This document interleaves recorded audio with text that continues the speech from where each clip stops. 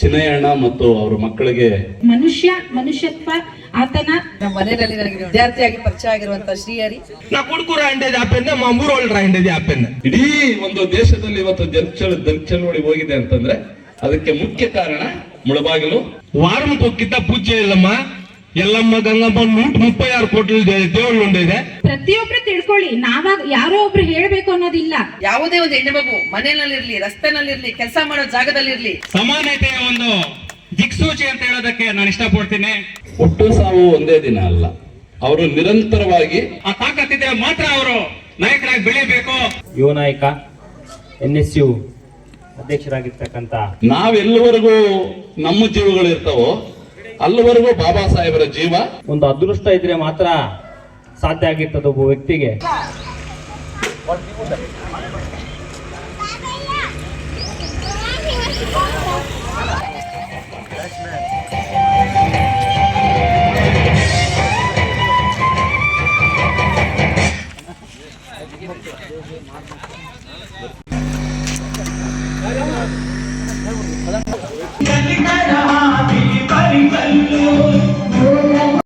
ಜನ್ಮದಿನೋತ್ಸವದ ಸಲುವಾಗಿ ಕೂತಂಡಳ್ಳಿ ಗ್ರಾಮದಲ್ಲಿ ಎಲ್ಲರೂ ಒಂದುಗೂಡಿ ಸೇರಿ ಒಂದು ಅವರ ಮೂರ್ತಿಯನ್ನು ಅನಾವರಣಗೊಳಿಸಲಿಕ್ಕೆ ಎಲ್ಲ ಗಣ್ಯಾತಿ ಗಣ್ಯರ ಜೊತೆಗೆ ಎಲ್ಲ ಗ್ರಾಮಸ್ಥರು ಹಿರಿಯರು ಸೇರಿದ್ದೇವೆ. ಈ ಸಂದರ್ಭದಲ್ಲಿ ಎಲ್ಲ ಏಕ ಮನಸ್ಸಿನಿಂದ ಬಾಬಾ ಸಾಹೇಬರ ಮೂರ್ತಿಯ ಅನಾವರಣವನ್ನ, ಪುತ್ಥಳಿ ಅನಾವರಣವನ್ನ ಎಲ್ಲರೂ ಒಟ್ಟಿಗೆ ನಡೆಸಿಕೊಡ್ಬೇಕಂತೇಳಿ ಮನವಿ ಮಾಡ್ತಾ ಇದ್ದೇನೆ.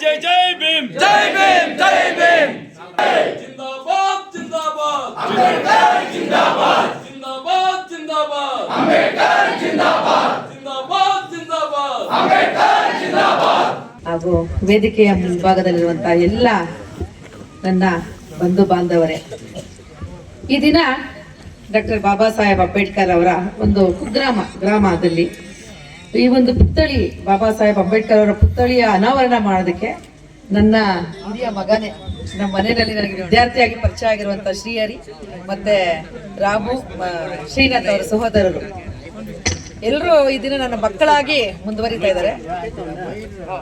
ಈಗಲೂ ನಮ್ಮ ಮನೆಯಲ್ಲಿ ಹರಿದು ಫೋನ್ ಬಂದ ತಕ್ಷಣ ನಿನ್ನ ಹಿರಿಯ ಮಗ ಫೋನ್ ಬಂತು ನೋಡಂತ ಹೇಳಿದ ನಮ್ಮ ಮನೆಯಲ್ಲಿ. ಅಲ್ಲಿಂದ ಮತ್ತೆ ಬಂದಿದ್ದು 2ನೇ ಜಯಂತಿಯಲ್ಲಿ ಭಾಗವಹಿಸ್ತಿದ್ದಾನೆ.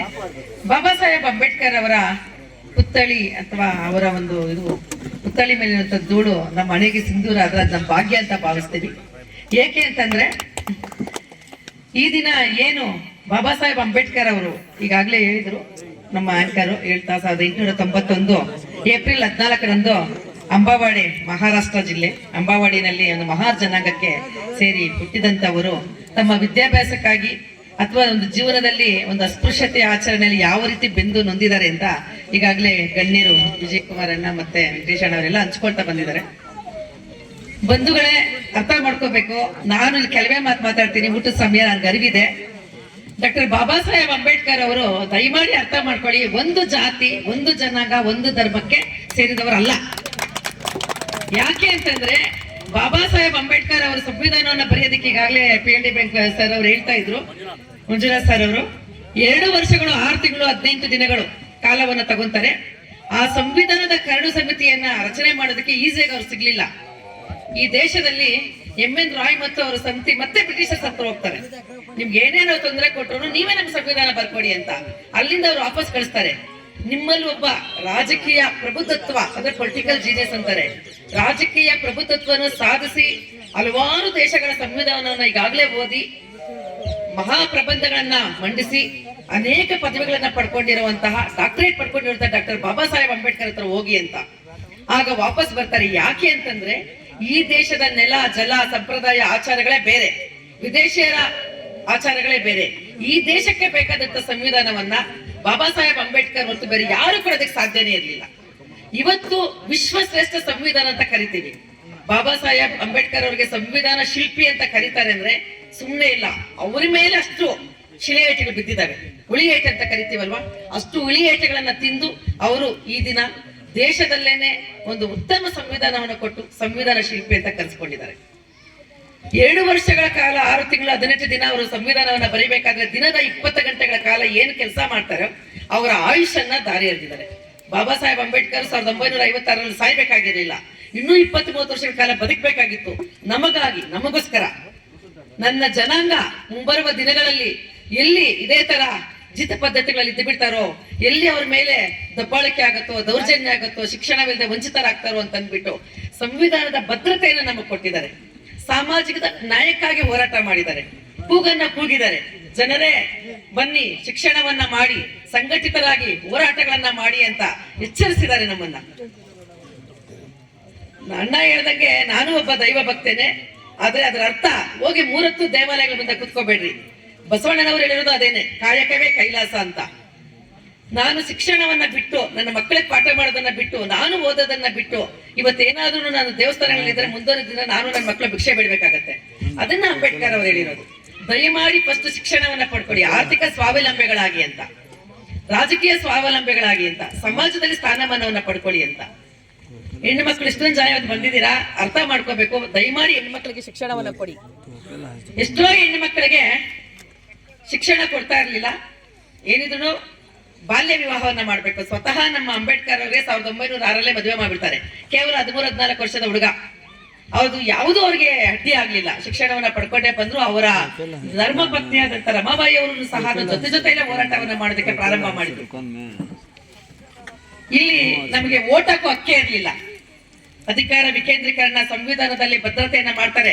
ಸಂವಿಧಾನದ ವಿಧಿ 72 ಮತ್ತು 73 ಮತ್ತು 74 ಪ್ರತಿಯೊಬ್ಬ ಮಹಿಳೆಯರು ನಮ್ಮೆಲ್ಲ ಏನು ಇವತ್ತಿರುವಂತ ಏನು ಶೂದ್ರ ಜನಾಂಗಕ್ಕೆ ಯಾರಿಗೂ ಓಟ್ ಹಾಕೋ ಹಕ್ಕಿರ್ಲಿಲ್ಲ. ಆ ಓಟಿನ ಹಕ್ಕನ್ನ ಕೊಟ್ಟಿದ್ದಾರೆ.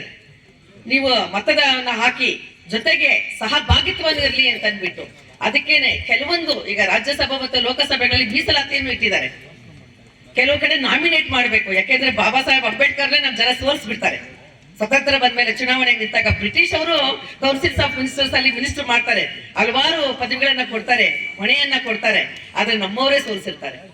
ಅದರಿಂದ ಬಾಬಾ ಸಾಹೇಬ್ ಅಂಬೇಡ್ಕರ್ ಕೆಲವು ಮೀಸಲು ಕ್ಷೇತ್ರಗಳನ್ನು ಸಹ ಮಾಡಲೇಬೇಕು ಅಂತ ಅಂದ್ಬಿಟ್ಟು 1930, 31 ಮತ್ತು 32ರಲ್ಲಿ ಪೂನಾ ಒಪ್ಪಂದದಲ್ಲಿ ಒಂದು ಸುದೀರ್ಘವಾದ ಚರ್ಚೆಗಳು, ಹೋರಾಟವನ್ನ ಮಾಡಿ ಲಾಹೋರ್ ಸಮಾವೇಶನದಲ್ಲಿ ನಮಗೆ ಪೂನಾ ಒಪ್ಪಂದವನ್ನ ಕೊಟ್ಟು ಪ್ರತ್ಯೇಕ ಮೀಸಲಾತಿಯನ್ನ ಕೇಳ್ತಾರೆ. ಆದ್ರೆ ಮನವೊಲಿಸಿ ನಮಗೆ ಮೀಸಲಾತಿ ಕ್ಷೇತ್ರಗಳನ್ನ ಮಾಡಿರೋದ್ರಿಂದ ಅದು ಮುಳುಬಾಗಲು ಸಹ ಮೀಸಲಾತಿ ಕ್ಷೇತ್ರ ಆಗಿರುವಂತದ್ದು.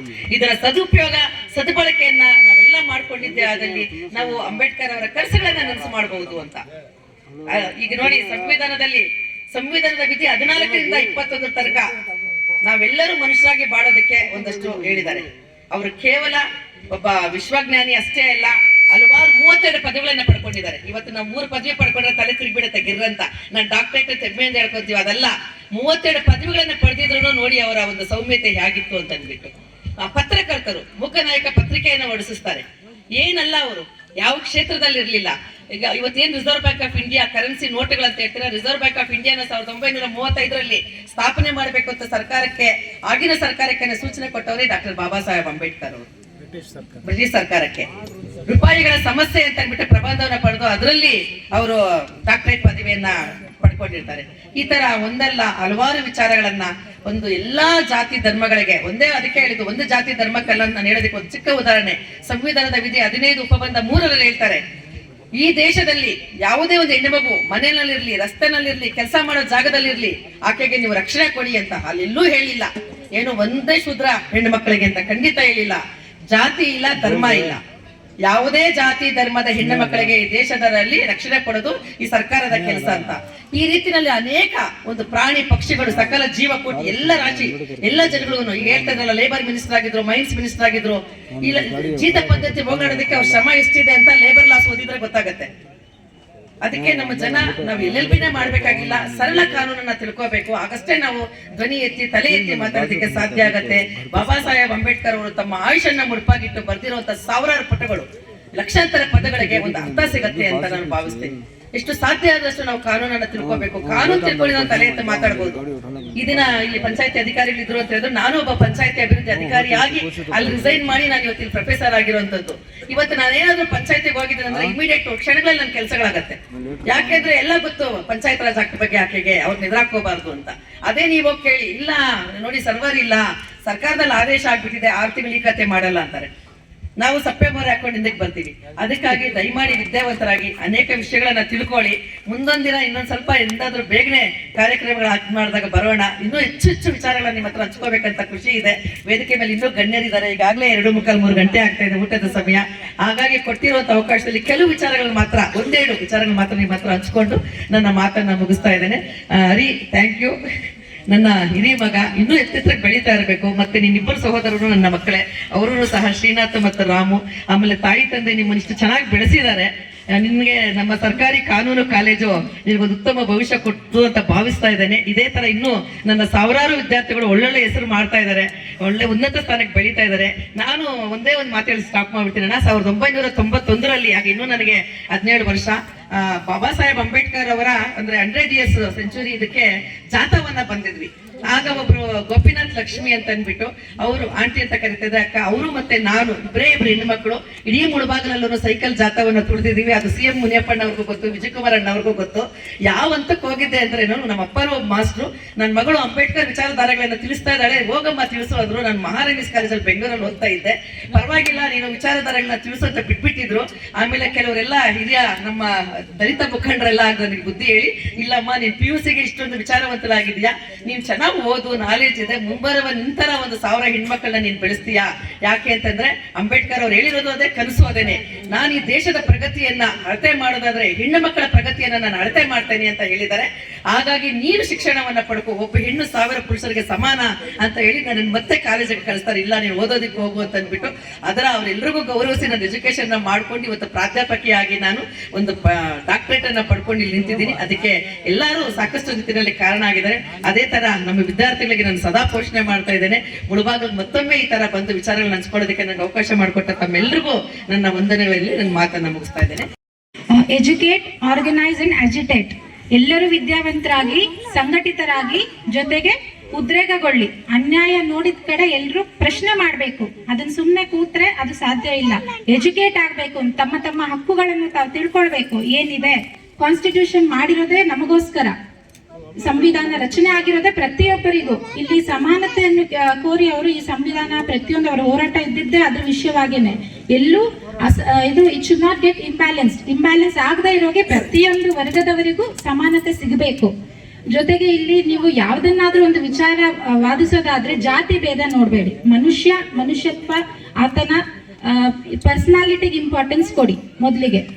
ಅಯ್ಯೋ ಇವ್ರು ಈ ಜಾತಿ, ಅವ್ರು ಆ ಜಾತಿ, ಆ ಜಾತಿ ಅವ್ರಿಗೆ ಅವ್ರು ರೆಸ್ಪಾಂಡ್ ಮಾಡ್ಲಿ, ಈ ಜಾತಿ ಅವ್ರಿಗೆ ಇವ್ರು ರೆಸ್ಪಾಂಡ್ ಮಾಡ್ಲಿ, ಅದು ಬೇಡ. ಸಮಸ್ಯೆನ ನಾವು ಮನುಷ್ಯತ್ವವನ್ನು ತೋರಿ, ಎಲ್ಲರೂ ಅಷ್ಟೇ. ಈಗ ಅವರು ಸರ್ ಹೇಳಿದ್ರು, ರಾಜು ಸರ್ ತುಂಬಾ ಸೊಗಸಾಗಿ ಮಾತಾಡಿದ್ರು. It should not get imbalance. ಎಲ್ಲೂ ಇಂಬ್ಯಾಲೆನ್ಸ್ ಆಗಬಾರ್ದು. ಬ್ಯಾಲೆನ್ಸ್ ಮುಂಚೆ ಇವರು ಓಡಾಡಿರೋದೇ ಅದಕ್ಕೋಸ್ಕರ ಅಲ್ಲ. ವಿ ಶುಡ್ ಗೆಟ್ ಬ್ಯಾಲೆನ್ಸ್ ಅನ್ನೋ ಇದ್ರಲ್ಲಿ ಅವ್ರ ಶ್ರಮ ಇದ್ದಿದ್ದು. ಅದು ಉಲ್ಟಾ ಆಗ್ಬಾರ್ದು. ಇವಾಗ ಯಾವುದೇ ಜಾತಿಯವರಾಗ್ಲಿ ಎಲ್ಲರೂ ಒಂದೇ. ಹಂಗಾಗಿ ಜೊತೆಗೆ ಇನ್ನೊಂದು, ಇವರು ನಮ್ಮ ಅಂಬೇಡ್ಕರ್ ಅವರು ಎಲ್ಲರಿಗೂ, ಮುಖ್ಯವಾಗಿ ಮಹಿಳೆಯರಿಗೆ ಅವರು ಹಿಂದೂ ಕೋಡ್ ಬಿಲ್ ತಂದದ್ದು ಇವರೇ ಮೊಟ್ಟ ಮೊದಲನೇದಾಗಿ ಮಂಡಿಸಿದ್ದು.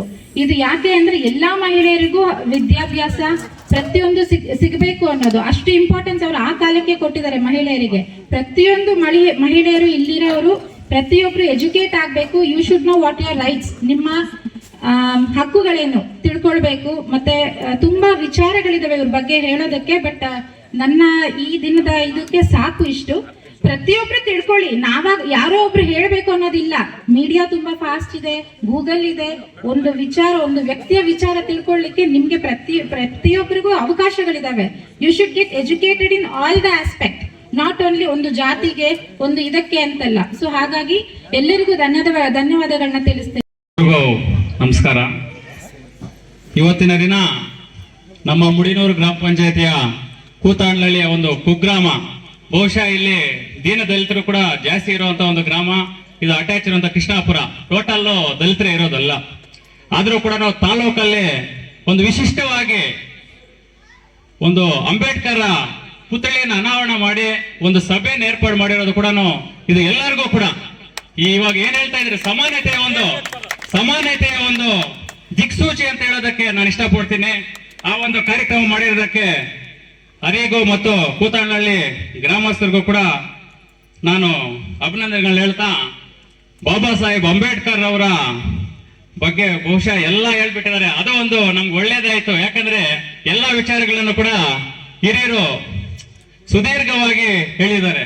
ಬಾಬಾ ಸಾಹೇಬ್ ಅಂಬೇಡ್ಕರ್ ಅವರು ದೀನ ದಲಿತರ ಕುಟುಂಬದಲ್ಲಿ ಹುಟ್ಟಿ ಅವರು ಬಹುಶಃ ದೀನ ದಲಿತರಿಗೆ ಅಂತ ಮೀಸಲಾಗಲಿಲ್ಲ. ಅವರು ಒಂದು ಸಮಗ್ರವಾದಂತ ದೇಶವನ್ನು ನಾವು ಕಟ್ಟಬೇಕು, ಕಟ್ಟಕಡೆಯ ವ್ಯಕ್ತಿಗೆ ಕೂಡ ಒಂದು ಸಮಾನತೆಯ ಒಂದು ಅಧಿಕಾರ ಅವ್ರು ಕೊಡಬೇಕು, ಎಲ್ಲರೂ ಕೂಡ ವಿದ್ಯಾಭ್ಯಾಸವನ್ನು ಪಡೆಯಬೇಕು ಅಂತ ಅವ್ರು ಸುದೀರ್ಘವಾದಂತ ಒಂದು ಕಷ್ಟ ಕೊಟ್ಟಿರೋದ್ರಿಂದ ಇವತ್ತು ನಾವು ಈ ವೇದಿಕೆ ಮೇಲೆ ಕೂಡ ಮಾತಾಡಕ್ಕೆ ಒಂದು ಅವಕಾಶ ಸಿಕ್ಕಿದೆ ಅಂತ ಹೇಳೋದಕ್ಕೆ ನಾನು ಇಷ್ಟಪಡ್ತೀನಿ.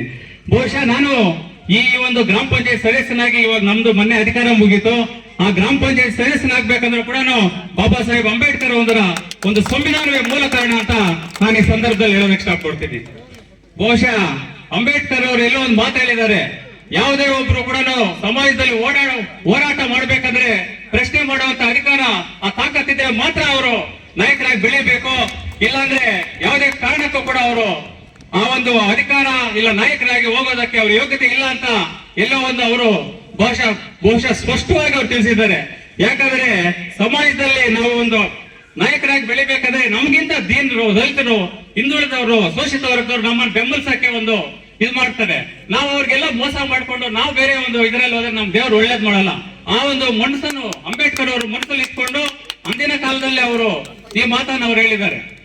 ಅದೇ ರೀತಿಯಾಗಿ ಅಂಬೇಡ್ಕರ್ ಅವರು ಸಂವಿಧಾನ ಯಾವ ರೀತಿ ಕೊಟ್ಟಿದ್ದಾರೆ ಅಂದ್ರೆ, ಪ್ರಪಂಚದಲ್ಲೇ ನಮ್ಮ ಭಾರತ ದೇಶ, ಅಖಂಡ ಭಾರತ ದೇಶ ಬಹಳ ದೊಡ್ಡ ದೇಶ ಆದ್ರೂ ಕೂಡ ಅಖಂಡ ಭಾರತ ದೇಶಕ್ಕೆ ಪ್ರಪಂಚದಲ್ಲಿ ಎಲ್ಲ ದೇಶಗಳು ಕೂಡ ನಮ್ಮ ದೇಶವನ್ನು ನೋಡುವಂತ ಒಂದು ಸುಭದ್ರವಾದಂತಹ ಒಂದು ಸಂವಿಧಾನ ಕೊಟ್ಟು ಎಲ್ಲ ಸಮುದಾಯದ ಜನರು ಕೂಡ ಒಂದು ಧೈರ್ಯದಿಂದ ಬದುಕಬೇಕು, ಅವ್ರದೇ ಆದಂತಹ ಒಂದು ಹಕ್ಕನ್ನು ಅವ್ರು ಪಡೆಯಬೇಕು ಅಂತ ಹೇಳಿ ಅಂದಿನ ಒಂದು ಸಂವಿಧಾನದಲ್ಲಿ ಅವ್ರು ಬರೆದು ಈ ಒಂದು ಕಾಲಕ್ರಮೇಣ ಎಲ್ಲರಿಗೂ ಕೂಡ ಅದು ಜ್ಞಾನೋದಯ ಆಗ್ತಾ ಇದೆ. ಅದನ್ನ ಇನ್ನೂ ಹೆಚ್ಚಿನ ರೀತಿಯಲ್ಲಿ ಎಲ್ಲ ಜನರು ಕೂಡ ಬರೀ ಅವಾಗ ಹೇಳ್ತಾ ಇದ್ರು ದಲಿತರಿಗೆ ಓಟ್ಲಿಲ್ಲ ಅಂತ, ಬಹುಶಃ ಅದು ದಲಿತರಿಗಲ್ಲ, ಎಲ್ಲ ಶೋಷಿತ ವರ್ಗ, ಶೂದ್ರ ವರ್ಗ ಏನಿತ್ತೋ ಅವ್ರಿಗೆ ಯಾರಿಗೂ ಕೂಡ ಮತದಾನದ ಹಕ್ಕನ್ನು ಕೊಟ್ಟಿಲ್ಲ. ಬರೀ ದಲಿತರಿಗಲ್ಲ, ಅವಾಗ ಶೋಷಿತ ವರ್ಗ ಮತ್ತು ಶೂದ್ರ ಅಂತ ಏನಿರ್ತಾ ಇತ್ತೋ ಅವ್ರಿಗೆಲ್ಲನೂ ಮತದಾನ ಹಕ್ಕು ಇಲ್ಲ.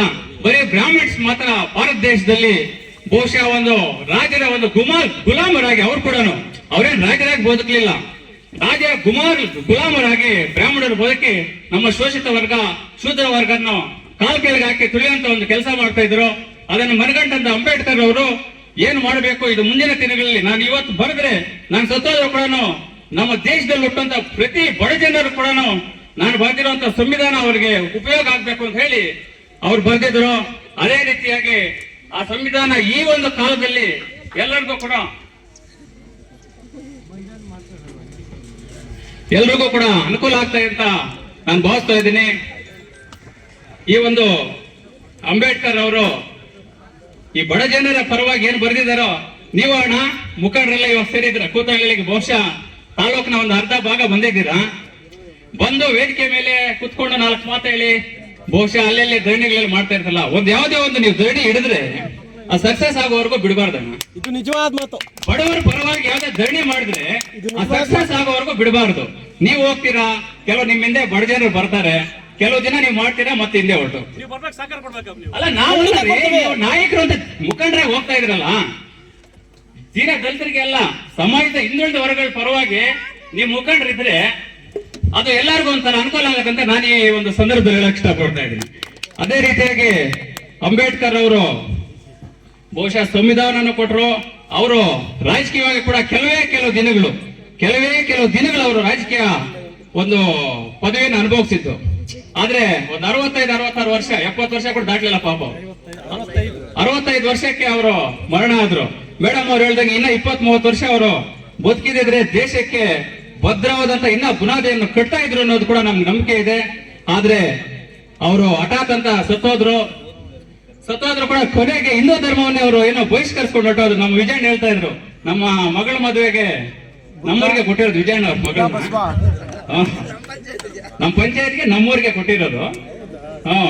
ಇವಾಗ ನಿನ್ನೆ ಮೊನ್ನೆ ಹೆಣ್ಣು ಮಗು ಮೊಮ್ಮಗಳು ಹುಟ್ಟಿದ್ದಾರೆ ನಮ್ಮ ವಿಜಯಂತ ಅವ್ರಿಗೆ, ಅದವ್ರು ಹೇಳಲೇ ಇಲ್ಲ. ಎಲ್ಲರೂ ಕೂಡ ನಾವು ಅಂಬೇಡ್ಕರ್ ಒಂದು ಆದರ್ಶಗಳಲ್ಲಿ ಕೆಲವಾದ್ರೂ ಕನಿಷ್ಠ ಒಂದು 5ರಿಂದ 10% ಆದ್ರೆ ನಾವೆಲ್ಲ ಅಳವಡಿಸ್ಕೊಂಡು ಬದುಕಿದ್ರೆ ಸಮಾಜದಲ್ಲಿ ಒಂದು ಉತ್ತಮವಾದಂತಹ ಒಂದು ಸಮಾಜ ನಿರ್ಮಾಣ ಮಾಡುವಂತ ಹೇಳ್ತಾ ಈ ಸಂದರ್ಭದಲ್ಲಿ 2 ಮಾತಾಡಕ್ಕೆ ಅವಕಾಶ ಕೊಟ್ಟಂತ ತಮ್ಮೆಲ್ಲರಿಗೂ ಹೊಂದಿಸ್ತಾ ನಾನು ಮಾತನ್ನು ಮುಗಿಸ್ತಾ ಇದ್ದೀನಿ. ಜೈ ಹಿಂದ್. ఈడ ఈ అంబేద్కర్ నిల్పల్ల ఈ మంచి పని చేయాలంటే నా కొడుకులు కారణం ఎవరు అంటే మా గ్రామస్తులు ఫస్ట్ పక్కన వాళ్ళు ఇంకా మేము నిలిపిండేది. ఈడ మా ముల్బాల్ తాలూకులో ఉండేట్ల తాలూకు సమితి ప్రెసిడెంట్ మా వెంకటరమణ వాళ్ళు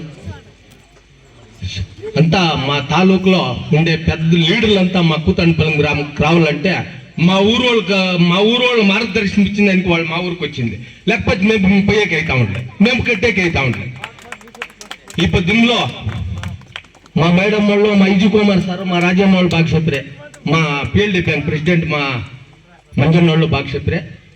వాళ్ళంటే ఎప్పుడు అట్లే పోతా ఉంటారు మీటింగ్లకు. మేము ఎప్పుడో పంచాయతీలో ఒక దినం మాట్లాడేది మాకు ఎక్కువ వచ్చేలేదా. బాబాసాహెబ్ అంబేద్కర్కి అప్పుడే చెప్తా ఉంటారు మా నిజన్నోళ్ళు, వారంకి ఒక కింద పూజ చేయాలమ్మా, ఎల్లమ్మ గంగమ్మ 136 కోట్ల దేవుళ్ళు ఉండేదే, మనం చేయాల్సిండేది అంబేద్కర్ దేవుని పొగినికే పూజ అని చెప్తా ఉంటారు మా విజయ్ కుమార్ అన్నోడు. ఆయిపు రాసిండే పెన్ను, ఆయిపు రాసిండే బుక్ పెట్టుకొని మనకు పోతా ఉండేది. నేను కూడా శివుని బుక్దా సోమవారం నాడు పూజ చేస్తా, శివోప్పేం కనపడి చేయలే, నమస్కారము అభిమానం పడి నమస్కారం వేసుకొని పోయేది నేను. కానీ బాబాసాహెబ్ అంబేద్కర్ రాయిండే బుక్ పెన్ను ఈ పొద్దు మా తాలూకుల లీడర్లంతా చెప్పరే, అది పట్టుకొని పోతా ఉండేట్లా పెన్ను, అది తీసుకొని రాసిండే పెన్ను. మీరు కూడా రాయండి, మా ఇజెంట్ రాయిండేది ఆ పెన్నే, మా వెంకటేషన్ రాయిండేది ఆ పెన్నే, మా తాలూకు లీడర్ రాయిండేది, నా కొడుకు రాయిండేది ఆ పెన్నే, మా ఊరోళ్ళు రాయిండేది ఆ పెన్నే. కానీ ఆ పెన్ను పట్టుకొని ఆ బుక్ ఎత్తుకొని రాసుకొని పోతే మీకు చాలా మంచిదైతుంది అని చెప్పేది ఆయన ప్రాశాసిస్తున్నాడంట బుక్కుల్లా. నేనేం చదివేలా, చెప్పేది నేను వినేది. ఈ పొద్దు లాష ఉండేది అంటే లా అంటే లాయర్ సాహెబ్లు కదేం సార్, లాయర్ సాహెబ్లో ఆ కోర్స్ చేయండి ఫస్ట్ మొట్టమొదలు అయిపోయినట్ట. అప్పుడే మా ఇజాన్ని చెప్తా ఉండే మా మేడం వాళ్ళు, సార్ మేడం వాళ్ళు, ఆ ఓటింగ్ ప్రూఫ్ లేకుండా అంటే మీరు యారు కూడా కానీ ఏమేమి బట్టిట్లాడి చెక్ లేదప్ప అని చెప్తా ఉంటాడు. నేను కూడా అంతే, మా లోకేష్ గడ అంటాడు, మా ఇజుడు ఆడుంటాడు, యాడప్ప ఓటు ఉండేది అని పోయేది రైకాన్ని మొప్పుకొని. ఆ ఓటు పవర్ లేకుండా ఉంటే ఎవరిని మాట్లాడిచ్చేది కాదు, మేము గుర్తయ్యేది కాదు. అట్లా పెన్ను రాయండి అట్లా మహానుభావుడు ఈ ప్రపంచంలో మొట్టమొదల్లా అందరూ చాలా మంచితనంగా అప్పుడే చెప్పిరే మా పీడిఓ సారు, ఫస్ట్ ప్రిఫరెన్స్ చదువుకి వెళ్ళంట. ఇప్పుడేమి చదువుకు అంతా ఏమిస్తారు, అప్పుడు మా వెంకటరమణ వీళ్ళంతా చదివినప్పుడు క్యాంటీన్ పాడ చేస్తూ ఉంటారు. ఇప్పుడు ఏమి స్టార్టింగ్ లోనే కోడిగుట్లు ఇచ్చేస్తారు, బట్లు ఇచ్చేస్తారు. వారం ఒకనాడు పుట్టెత్తుకొని వచ్చాకపోతే ఎవరు నాటిలో లీడిపోయి ఎలా దించలేదు అంటాను. అట్లా సౌకర్యం చేయండి. ఈ పొద్దు అట్లా బుక్కులంతా కొల్లగా రాసిపోయారు చిన్నోళ్ళంతా ఆడోళ్ళు.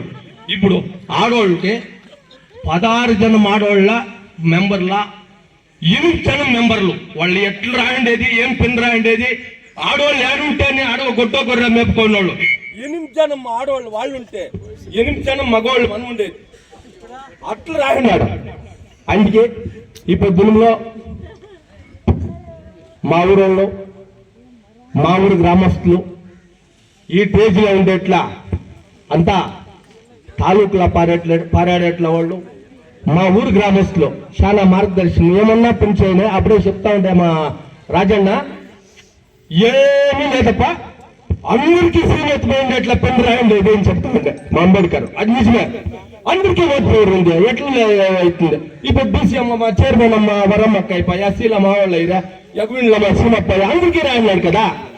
మా కరెక్ట్గా మా రాజాన్ని చెప్పా అయిపోయి ఈ పొద్దు మా టేజ్లో ఉండే మా గ్రామస్తులకి అంతా నమస్కారం వేసుకొని ఈడ మా తాలూకులో ఉండేట్లా అంతా అఫీషియల్స్, తాలూకు లీడర్లు, వైస్ ప్రెసిడెంట్లు, తాలూకులో మట్టంలో ఉండేట్లా లీడర్లు వీళ్ళంతా మా ఊరికి వచ్చి మా ఊరు పెరుముగా వచ్చి మా పిఎల్డి బ్యాంక్ మా మంజల్ కూడా వచ్చిండ్రే. మా ఊరు పెరుముగా వచ్చి అంబేద్కర్ని ఆభరించడం మన కోసరమా మా ఊరు వాళ్ళు ఇచ్చాపురం రావాలి చాలా బలిపడరు ఈ చిన్నూరు అంతా మా యంత్రామే కూడా మా జట్ల మెంబర్ చెప్తా ఉంటే ఎస్సీ కమ్యూనిటీ బాయ్స్ కమ్యూనిటీ చాలా ఉండేది కదప్ప చాలా బాగా చేస్తారు అని చెప్పాను. ఆ అంబేద్కర్ దినము ఆ అంబేద్కర్ గారు అర్జీ ఇచ్చకపోతే అప్పుడు బౌన్లో ఉన్నాడా ఇది ఆసుపత్రికి అంత చేరేసిందప్ప అంటే అది ఆడుండేదప్ప ఆసుపత్రి అనుకుందే పోతే ఎవరో మా యంత్రం అన్నారు లీడర్ని పట్టుకోండి మా జీజన్న ఏడాడప్ప ఏమేమి వచ్చాయి అంతా రాసేసిండ్రు అమ్మ వీడియో సారు ఇంకా 60 ఏళ్ళు అయిపోయినాక కూడా 2 ఎక్స్ట్రా డ్యూటీ చేయను అయితే మాకు సాయం చేసినాడు. అందుకే ఆపద్దినంగా కూడా మా ఊరు వాళ్ళంతా సైన్లు వేసి ఆ బిల్డింగ్కి పట్టూరు మంజల్ ఎమ్మెల్యేగా ఉందా అనా నువ్వు ఈ ఊరికి అడుగుతా ఉండే చాలా బిరినా మీ ఊరికే ఫస్ట్ చేస్తానప్ప బిల్డింగ్ మనిషా ఆయిపించిన బిల్డింగ్ లా మా గ్రామస్తులు ఆ జమీన్ కాపాడుకోండి మా జీకే యంత్రమన్న ఇక్కడే పక్కన ఉన్నాడు యంత్రమన్న ఆయప్ప నేతృత్వంలో ఈ జమీన్ అంతా నిలిపిండేది దేని శక్తిగూడలో ఆయప్ప వాళ్ళు నిలుపుకోండా మేము ఆ ఒక బిల్డింగ్ ఎత్తుకొని వచ్చి ఆ అంబేద్కర్ నిలిపి ఇప్పుడు మా ఊరు అయిపోరంగా ఎవరన్నా కానీ మా ఊర్లో మంచి పని చేసి గుర్తించుకునేలా ఓ ఊర్లో అయినాక 2 పార్టీలు ఉంటాయి అదంతా మాకు సాధ్యమే వాళ్ళ డ్యూటీ వాళ్ళు మా డ్యూటీ మాది మంచితనం చేస్తా ఉంటే ఊరు కూడా ఏమేయాలి అంటే అనుకో అదే గాలికి అక్కడే పడుస్తుంది రోడ్లనే ఏమేయాలి. ఈ పద్ధతిలో మా ఊరు వాళ్ళంతా చాలా ఉన్నతంగా ఉండి 2 నాళ్ళు ఇంకా పెంచేసి అంటే పేర్లు చెప్పేలా అంతా మా ఊరు ఆడవాళ్ళు మగవాళ్ళు పెద్దవాళ్ళు చిన్నవాళ్ళు అంతా అన్ని చాట్లు ఉండి ఈ అంబేద్కర్ నిలిపి మా ఊరు పెరుగుగా మా తాలూకు జనాలకంతా గౌరవించి వాళ్ళకి నమస్కారం వేస్తా మా పేరులో ఉండే వాళ్ళకి నమస్కారం వేస్తా నా మాటలు ಈ ವೇದಿಕೆಯಲ್ಲಿ ಹಸೀನರಾಗಿರ್ತಕ್ಕಂಥ ಎಲ್ಲ ಹಿರಿಯ ಮುಖಂಡ್ರೆ ಹಾಗೂ ಈ ಭಾಗದ ಎಲ್ಲ ಮುಖಂಡ್ರೆ ಮುಂದೆ ನೆರೆದಿರ್ತಕ್ಕಂಥ ಎಲ್ಲ ಈ ಭಾಗದ ಎಲ್ಲ ಬಾಬಾ ಸಾಹೇಬ್ರ ಅನುಯಾಯಿಗಳೇ, ಏನಿವತ್ತು ಡಾಕ್ಟರ್ ಬಾಬಾ ಸಾಹೇಬ್ ಅಂಬೇಡ್ಕರ್ ಅವರ ಒಂದು ಜಯಂತಿಯನ್ನ ಹಾಗೂ ಒಂದು ಪುತ್ಥಳಿ ಉದ್ಘಾಟನೆಯ ಕಾರ್ಯಕ್ರಮಕ್ಕೆ ನಮ್ಮೆಲ್ಲರನ್ನು ಕರೆಸಿ ಇಲ್ಲಿ ಉದ್ಘಾಟನೆ ಮಾಡಿಸಿರ್ತಕ್ಕಂಥ ಚಿನ್ನಯ್ಯಣ್ಣ ಮತ್ತು ಅವರ ಮಕ್ಕಳಿಗೆ ನಮ್ಮೆಲ್ಲರ ಪರವಾಗಿ ಮೊದಲನೇ ಅಭಿನಂದನೆಗಳನ್ನು ಹೇಳೋಣ. ಎರಡನೇದು ಈ ಗ್ರಾಮಸ್ಥರಿಗೆ ಅಭಿನಂದನೆ ಹೇಳೋಣ. ಏನು ಬಾಬಾ ಸಾಹೇಬ್ರ ಒಂದು ಹುಟ್ಟು ಹಬ್ಬದ ಜಯಂತ್ಯೋತ್ಸವವನ್ನ ಇವತ್ತು ಪ್ರಮುಖವಾಗಿ ಏಪ್ರಿಲ್ 14ರಂದು ನಾವು ಅವರು ಜನ್ಮ ತಾಳಿದಂಥ ದಿನ, ಆ ದಿನವನ್ನ ಇವತ್ತು ಆಚರಣೆ ಮಾಡ್ತೀವಿ. ಆದ್ರೆ ಅವರಿಗೆ ಬಾಬಾ ಸಾಹೇಬ್ರಿಗೆ ಹುಟ್ಟು ಸಾವು ಒಂದೇ ದಿನ ಅಲ್ಲ, ಅವರು ನಿರಂತರವಾಗಿ ಬದುಕಿರ್ತಕ್ಕಂಥ ಜೀವ. ನಾವೆಲ್ಲವರೆಗೂ ನಮ್ಮ ಜೀವಗಳು ಇರ್ತಾವೋ ಅಲ್ಲಿವರೆಗೂ ಬಾಬಾ ಸಾಹೇಬರ ಜೀವ ನಮ್ಮ ಎದುರುಗಡೆ ಇರ್ತಕ್ಕಂಥ ಒಂದು ಬಾಬಾ ಸಾಹೇಬರ ಇತಿಹಾಸ. ಆ ಇತಿಹಾಸದಲ್ಲಿ ಇವತ್ತು ನಾವು ಎಷ್ಟೋ ಜನ ಇವತ್ತು, ಮೊದಲು ನಾನು ಚಿಕ್ಕ ಹುಡುಗನಾಗಿದ್ದಾಗ ವಿದ್ಯಾರ್ಥಿ ದಿಸೆಯಲ್ಲಿ ದಲಿತ ಚಳುವಳಿ ಹುಟ್ಟಿ ನಾನು ಹಾಸ್ಟೆಲ್ ಅಲ್ಲಿ ಇರ್ಬೇಕಾದ್ರೆ ನಚಿಕೇತ್ ನಿಲಯದಲ್ಲಿ ನಮ್ಮ ಮುಳಬಾಗಲ್ ಕಡೆಯಿಂದ ಬರ್ತಕ್ಕಂಥ ಒಂದು ಲಾರಿಗಳನ್ನ ನಾನು ಗಮನಿಸ್ತಾ ಇದ್ದೆ. ಬೇರೆ ಬೇರೆ ತಾಲೂಕಿಂದ, ಆಗ ಚಿಕ್ಕಬಳ್ಳಾಪುರ ಮತ್ತು ಕೋಲಾರ ಜಿಲ್ಲೆ, ಅವಳಿ ಜಿಲ್ಲೆ ಒಂದೇ ಆಗಿತ್ತು. 11 ತಾಲೂಕಿಂದನೂ ಜನ ಬರ್ತಾರೆ ಅಂತಂದ್ರೆ ನಮಗೇನೋ ಒಂದು ಸಡಗರ. ಅಲ್ಲಿ ದಲಿತ ಚಳುವಳಿಯಲ್ಲಿ ಒಂದು ದೊಡ್ಡ ಮಟ್ಟದ ಕಾರ್ಯಕ್ರಮಗಳನ್ನ ನೋಡಿದಾಗ ಬಹಳಷ್ಟು ಖುಷಿ ಆಗ್ತಾ ಇತ್ತು. ಈ ಲಾರಿ ಮೇಲೆ ನನಗೇನಂತಂದ್ರೆ, ನಾನು ಅಲ್ಲಿ ವಿದ್ಯಾರ್ಥಿ, ಮುಳಬಾಗಲ್ ಕಡೆಯಿಂದ ಬರ್ತಾ ಇದ್ದಾವೆ ಅಂತಂದ್ರೆ ಅದನ್ನೇ ಗಮನಿಸೋದು ನಾನು. ಯಾಕೆ ಅಂತಂದ್ರೆ ಮೇಲೆ ಮೈಕ್ ಕಟ್ಕೊಂಡು ತಮಟೆಗಳು ಬಾರಿಸ್ಕೊಂಡು ಲಾರಿಗಳಲ್ಲಿ ಜನ ತುಂಬ್ಕೊಂಡ್ ಬರ್ತಾ ಇದ್ರೆ, ಓ ಇದು ನಮ್ಮ ಮುಳಬಾಗಲ್ ಜನ ಇಂತ ನನಗೆ ಏನೋ ಒಂದು ಖುಷಿ ಅಲ್ಲಿ. ಅಂತ ಒಂದು ಕಾಲಘಟ್ಟದಲ್ಲಿ ದಲಿತ ಚಳುವಳಿ ಹುಟ್ಟಿರ್ತಕ್ಕಂಥದ್ದು ಎಷ್ಟೋ ಜನಕ್ಕೆ ದಲಿತ ಚಳುವಳಿ ಬದುಕಲಿಕ್ಕೆ ಆಶ್ರಯ ಕೊಟ್ಟಿದೆ. ಬಾಬಾ ಸಾಹೇಬ್ರು ಇದ್ದಿದ್ದಕ್ಕೇನೆ ನಮಗೆ ದಲಿತ ಚಳುವಳಿ ಬಂತು. ಆ ದಲಿತ ಚಳುವಳಿ ಹುಟ್ಟಬೇಕು ಅಂತಂದ್ರೆ ನಮ್ಮ ಅಣ್ಣ ಹೇಳ್ದಂಗೆ ಅರಳಿ ಗ್ರಾಮ ಇಡೀ ಒಂದು ದೇಶದಲ್ಲಿ ಇವತ್ತು ದಲಿತ ಚಳುವಳಿ ಹೋಗಿದೆ ಅಂತಂದ್ರೆ ಅದಕ್ಕೆ ಮುಖ್ಯ ಕಾರಣ ಮುಳಬಾಗಿಲು ಮುಡಿಯನೂರು ಪಂಚಾಯತಿ ಅರಳ್ಳಿ ಗ್ರಾಮ. ಎಷ್ಟು ಜನಕ್ಕೆ ಗೊತ್ತಿಲ್ಲ? ಅರಳ್ಳಿ ಗ್ರಾಮದ ಮುನಿವೆಂಕಟಪ್ಪ ಅಂತೇಳಿ ಅರಳ್ಳಿ ಗ್ರಾಮದ ಮುನಿವೆಂಕಟಪ್ಪನಿಂದ ಪ್ರಾರಂಭ ಆದಂತ ಒಂದು ದಲಿತ ಚಳವಳಿ. ಇವತ್ತು ನಾವು ಅವ್ರನ್ನೂ ಸ್ಮರಿಸಬೇಕಾಗ್ತದೆ. ಅದ್ರ ಜೊತೆಗೆ ಏನು ಬಾಬಾ ಸಾಹೇಬರು ಪಟ್ಟಿರ್ತಕ್ಕಂಥ ಒಂದು ನೋವು, ಮೊನ್ನೆ ಒಂದ್ಸರಿ ಮಹಾನಾಯಕ ಟಿವಿ ಚಾನಲ್ ಬಂದಾಗ ಎಷ್ಟು ಜನ ನಾವು ನೋಡಿದೀವಿ? ಇಲ್ಲಿರ್ತಕ್ಕಂಥವ್ರು ಎಷ್ಟು ಜನ ನೋಡಿದಿರಿ? ಇಲ್ಲ, ಎಲ್ಲರೂ ನೋಡಿದ್ದಾರೆ. ಬರ್ತಾ ಇತ್ತು ಶನಿವಾರ ಭಾನುವಾರ. ನೋಡಿದ್ದೀರಾ? ನಿಜ ಹೇಳ್ಬೇಕು, ನೋಡ್ಲಿಲ್ಲ. ಆದ್ರೆ ಅದೇ ಒಂದು ಟಿವಿಯಲ್ಲಿ ಯಾವ್ದೋ ಆಯಕ್ಕಂದೋ ಈ ಅಕ್ಕಂದೋ ಯಾವ್ದೋ ಒಂದು ಸೀರಿಯಲ್ ಬರ್ತಾ ಇದೆ ಅಂತಂದ್ರೆ ಎಲ್ಲರೂ ಟಿವಿ ಮುಂದ್ಗಡೆ ಕೂತ್ಕೊಂತೀರಿ. ಏನೋ ಅದೇನೇನೋ ಬರ್ತಾ ಇರ್ತವೆ, ನಾವೆಂತೂ ನೋಡೋದಿಲ್ಲ. ಬಾಬಾ ಸಾಹೇಬರ ಇತಿಹಾಸವನ್ನ ಮಹಾನಾಯಕ ಚಾನಲ್ ಅಲ್ಲಿ ಸುಮಾರು ಎಪಿಸೋಡ್ಗಳನ್ನು ಬಂತು. ಅದನ್ನ ನಿಜವಾಗಿ ನೋಡ್ಬೇಕಾಗಿತ್ತು ಎಲ್ರನ್ನು. ಮಧ್ಯದಲ್ಲಿ ನಿಲ್ಲಿಸಿದಾಗ ಕೂಡ ನಮ್ಮ ದಲಿತ ಚಳವಳಿ ಗಲಾಟೆ ಮಾಡ್ತು ಅವ್ರ ಮೇಲೆ, ಯಾಕೆ ನಿಲ್ಲಿಸಿದ್ದೀರಿ ಅಂತ. ಮತ್ತೆ ಪ್ರಾರಂಭ ಮಾಡಿಸಿದ್ವಿ ಅಲ್ವಾ? ಬಾಬಾ ಸಾಹೇಬ್ರನ್ನ ಖಾಲಿ ನಾವು ಮಾತುಗಳಲ್ಲೆಲ್ಲ ನಾವು ನೋಡ್ಬೇಕಾಗಿರೋದು, ಅವರನ್ನ ಪೂರ್ತಿಯಾಗಿ ನಾವು ಮನಸ್ಸೊಳಗಡೆ ತಗೊಬೇಕು. ಬಾಬಾ ಸಾಹೇಬ್ರನ್ನ ಯಾವತ್ತು ನಾವು ಮನಸ್ಸಿನ ಒಳಗಡೆ ಯಾವಾಗ ನಾವು ತುಂಬಿಸ್ಕೊಳ್ತೀವೋ ಅವಾಗ ಅದ್ರಿಗೆ ಏನಾದ್ರೂ ಒಂದು ಅರ್ಥ ಇರ್ತದೆ. ಮೇಲೆ ಬಾಬಾ ಸಾಹೇಬ್ ಅಂತೀರಿ, ನಮ್ಮ ಮನೆಗಳಲ್ಲಿ ಕೂಡ ನಾವು ಬದಲಾಯಿಸ್ಲಿಕ್ಕೆ ಆಗ್ಲಿಲ್ಲ. ಇಲ್ಲಿ ಬಾಬಾ ಸಾಹೇಬ್ ಅಂತೀರಿ, ಅಲ್ಲೋಗಿ ಮನುವಾದದ ಕಡೆ ಹೋಗ್ತೀವಿ. ನಾನು ಕೂಡ ಇಲ್ಲಿ ಡಾಕ್ಟರ್ ಬಾಬಾ ಸಾಹೇಬ್ರಿಗೆ ಜಿಂದಾಬಾದ್ ಅಂತೀವಿ, ಅಲ್ಲೋಗ್ಬಿಟ್ಟು ಗಂಗಮ್ಕೆ ಮಾರಂಕೆ ಜೈ ಅಂತೀವಿ. ಹೆಂಗೆ? ಇನ್ನು ಹೋಗ್ಲಿಲ್ಲ. ನಾವು ಸಂಪೂರ್ಣವಾಗಿ ಬದಲಾಗಬೇಕು ಅಂತಂದ್ರೆ ಇವತ್ತೇನು ಬಾಬಾ ಸಾಹೇಬರನ್ನ ಈ ಚಿಕ್ಕ ಒಂದು ಸಮುದಾಯ ಭವನದಲ್ಲಿ ನನ್ನ ಸಹೋದರರು ನಿಲ್ಲಿಸಿದ್ದಾರೆ, ನಿಜವಾಗಿ ಆ ದೇವರ ಮುಂದ್ಗಡೆ ನೀವು ಬುದ್ಧರನ್ನು ನಿಲ್ಲಿಸಿ ವಿವಾಹಗಳನ್ನ ಮಾಡ್ಕೊಂಡಾಗ ನಿಜವಾಗಿ ನೀವು ಬದಲಾಗ್ತಾ ಇದ್ದೀರಿ ಅಂತ ನಾನು ನಂಬುತ್ತೀನಿ. ಏನೋ ನೀವೆಲ್ಲೋ ಹೋಗಿ ಚೌಟ್ರಿಯಲ್ಲಿ ವಿಜೃಂಭಣೆಯಿಂದ ಮದುವೆ ಮಾಡಿದಾಗಲ್ಲ, ನಾನು ನನ್ನ ಮಗಳ ಮದುವೆ ಮಾಡುವಾಗ ಸಂಪೂರ್ಣವಾಗಿ ನಾನು ಬದಲಾಯಿಸ್ಬೇಕಂತೇಳಿ ಶ್ರಮೆ ಪಟ್ಟೆ. ನಾನು ಬ್ರಾಹ್ಮಣನ್ ಮಾತಾಡ್ಲಿಲ್ಲ, ಬಾಬಾ ಸಾಹೇಬ್ರನ್ನ ನಿಲ್ಲಿಸ್ದೆ, ಅಂಬೇಡ್ಕರ್ ಅವ್ರನ್ನ ನಿಲ್ಲಿಸ್ದೆ ಚೌಟ್ರಿಯಲ್ಲಿ. ಇವ್ರು ಅಂಬೇಡ್ಕರ್ ನಿಲ್ಲಿಸ್ತಾರೆ ಅಂತೇಳಿ ಚೌಟ್ರಿ ಕೊಡೋದಿಲ್ಲ ಅಂತಂದ. ನೀನ್ ಕೊಡೋದಿಲ್ಲ ಅಂದ್ರೆ ನಾನು ಗಲಾಟೆ ಮಾಡ್ತೀನಿ ಅಂತಂದೆ. ಇದು ನಿಜ. ಪೂರ್ಚಂದ್ ಲೇಔಟ್ ಅಲ್ಲಿ ನಾನು ಅಂಬೇಡ್ಕರ್ ನಿಲ್ಲಿಸ್ತೀನಿ ಅಂದಿದ್ದಕ್ಕೆ ನಾನು ಚೌಟ್ರಿ ಕೊಡೋದಿಲ್ಲ ಅಂದ. ನೀನ್ ಚೌಟ್ರಿ ಕೊಡಲ್ಲ ಅಂದ್ರೆ ನಾನು ಗಲಾಟೆ ಮಾಡ್ತೀನಿ ಅಂತಂದೆ. ಇದು ವಾಸ್ತವಾಂಶ. ಬಾಬಾ ಸಾಹೇಬ್ರನ್ನ ನಿಲ್ಲಿಸ್ದೆ, ಬುದ್ಧರನ್ನು ನಿಲ್ಲಿಸ್ದೆ, ಮಗಳ ಮದುವೆ ಮಾಡಿದೆ. ಇವತ್ತು ಬಾಬಾ ಸಾಹೇಬ್ರನ್ನ ತಿಳ್ಕೊಂಡು ಹಿಂದೆ ಏನು ಈ ಗ್ರಾಮದ ಜನತೆ ಎಷ್ಟು ಜನ ಬಾವಿಗಳಲ್ಲಿ ನೀರೆತ್ತಿದ್ದೀರಿ? ಎಷ್ಟು ಜನ ನಾವು ನೇರ ದೇವಸ್ಥಾನಗಳಿಗೆ ಹೋಗ್ತಾ ಇದ್ದೀವಿ? ಎಷ್ಟು ಜನ ನಾವು ಒಟ್ಟೊಟ್ಟಿಗೆ ಕೂತ್ಕೊಂಡು ಊಟ ಮಾಡ್ತಾ ಇದ್ದೀವಿ? ಇನ್ನೂ ಇಲ್ಲ. ಎಲ್ಲೋ ಒಂದ್ ಕಡೆ ನಮಗೂ ಮನಸ್ಸು ಸಂಕೋಚ. ಏನೋ ಯಜಮಾನರ ಮುಂದ್ಗಡೆ ಗೌಡ್ರ ಮುಂದ್ಗಡೆ ನಾವು ದೇವಸ್ಥಾನಕ್ಕೆ ಹೋದ್ರೆ ಎಲ್ಲಿ ನಮ್ಮನ್ನು ಬೈತಾರೋ, ಎಲ್ಲಿ ನಮ್ಮನ್ನು ಬೇರೆ ರೀತಿ ಅಂತಾರೋ, ಅದೆಲ್ಲ ಇಲ್ಲ. ಬದಲಾಗಬೇಕು. ಕಾನೂನುಗಳನ್ನು ಅರ್ಥ ಮಾಡ್ಕೊಬೇಕು. ಗ್ರಾಮೀಣ ಭಾಗದಲ್ಲಿ ಇದೆ ವಾಸ್ತವಾಂಶ ಇದು. ನಾವೆಷ್ಟೇ ಚಳುವಳಿಗಳು ಮಾಡಿದ್ರೆ ಕೂಡ, ಎಷ್ಟೇ ಹೋರಾಟಗಳು ಮಾಡಿದ್ರೆ ಕೂಡ ಗ್ರಾಮೀಣ ಭಾಗದಲ್ಲಿ ಅಸ್ಪೃಶ್ಯತೆ ಅನ್ನೋದು ಮಾಲೊಳ್ಳು ಅಂದ್ರೆ ಬದಲಾಗಬೇಕು. ಆ ಭಾಷೆನೂ ಬದಲಾಗಬೇಕು.